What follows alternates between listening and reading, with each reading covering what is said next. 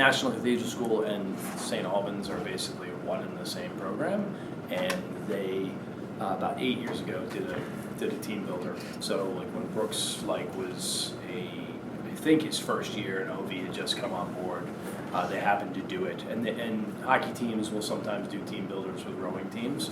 They just haven't done it in a while, and so some GM over there just called up the coach of St. Albans and said, "Hey, we want to do this. Can you guys do it?" And the coaching staff were all a bunch of hockey nuts, so we were like, "Yep, absolutely. We need help. We're on it." We had 2 hours down there. So between them arriving and them leaving, probably maybe 2 hours and 15 minutes passed.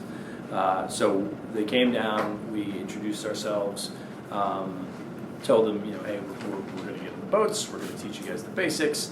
And, they're professional athletes, so they get instruction well, and they were all, obviously they're a bunch of professional hockey players, so they're really goofy, particularly the Canadians.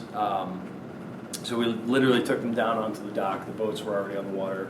We sort of showed them the parts of the boat, described to them briefly what they were going to do, and then literally, so there was a Canadian team, an American team, and then a world team. And so the world team was Ovechkin and Backstrom and everybody else. And they literally just, once we described to them that they were going to get into the boat, they all just got into the boat, and which almost flipped on the dock.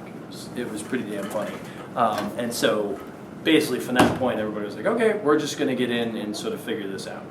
So I did a little bit of coaching on the dock, but then my job was to drive around the media team. So there was a cameraman woman and a guy sort of directing shots and a videographer, and then we picked up a guy who was doing social media, so he was on his phone doing snap stories. So basically my job was just to drive them in the motorboat so that they could see all the different boats, which progressed up and down over sort of a mile span. So I thought it was awesome.